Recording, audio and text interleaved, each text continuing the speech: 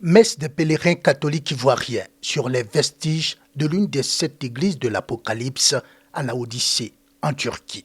Prière, méditation se mêlent aux hommages de ces pèlerins aux premiers chrétiens dont les traces sont ici. Je me dis que c'était des hommes endurants, c'était des hommes vraiment qui avaient la foi, qui gardaient la foi malgré les difficultés.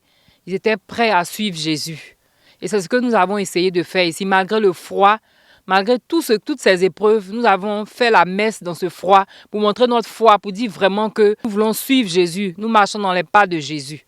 Les traces de Saint Paul a conduit les pèlerins ivoiriens dans la ville de Konya, un peu plus au centre de la Turquie, où Saint Paul a vécu. Les pèlerins ont prié dans la seule chapelle de la ville et qui lui est dédiée, une chapelle animée par la sœur Serena depuis plus de 25 ans. Ça nous donne grand plaisir de les accueillir parce qu'on sent qu'on vit tous ensemble sur la même planète avec l'amour de Dieu.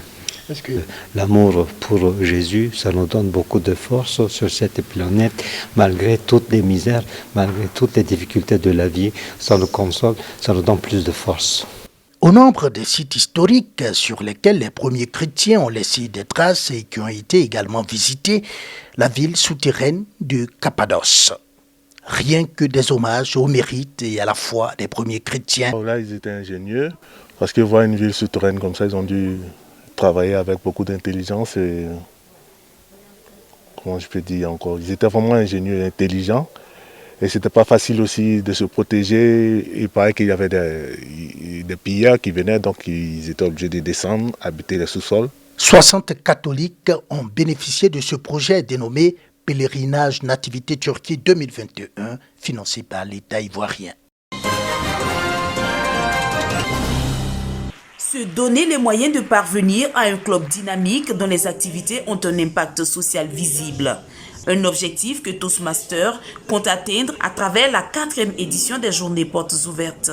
Ces Journées Portes Ouvertes qui se tiennent sur 5 jours sont l'occasion de s'ouvrir à la Côte d'Ivoire et au monde.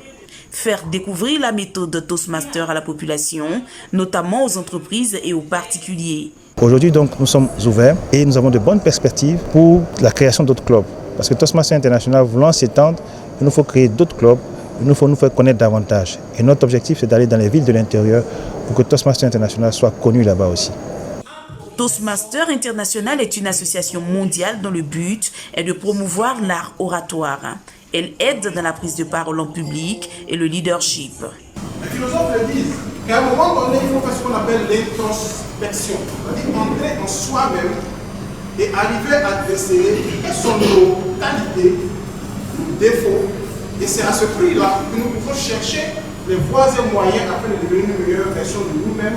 J'ai toujours été une personne qui s'exprime correctement, en tout cas sans problème, mais j'avais l'impression que les autres ne me comprenaient pas. Et j'ai tout de suite su que le problème était à mon niveau. Et c'est pour cela qu'un ami m'a conseillé Toastmasters et quand je suis venue, j'ai trouvé que c'était vraiment le cadre idéal pour développer ses compétences en leadership et en communication par la pratique. À l'occasion de ce dîner gala, les 20 premiers membres initiateurs de Toastmasters en Côte d'Ivoire ont été récompensés à travers des prix. Notons que les Toastmasters, dans l'exercice de leur leadership, s'appuient sur 4 valeurs, notamment l'intégrité, le respect, le service et l'excellence. 15 tonnes de drogue, de médicaments falsifiés et de qualité inférieure saisis par les éléments de la police antidrogue de Bouaké incinérés. La saisie est composée de 187 doses de cocaïne, 500 doses d'héroïne, 500 kg de cannabis, 640 comprimés de tramadol, 7000 comprimés de diazépam et 10 tonnes de médicaments falsifiés et de qualité inférieure qui ont été saisis du 1er janvier au 1er décembre 2021 par la cellule antidrogue de la police de Bouaké. Selon le chef de cette cellule, les opérations ont été menées dans les régions de Bouaké, du Hambol, du Béré et de l'Ifou, zone d'intervention de la cellule antidrogue de Bouaké.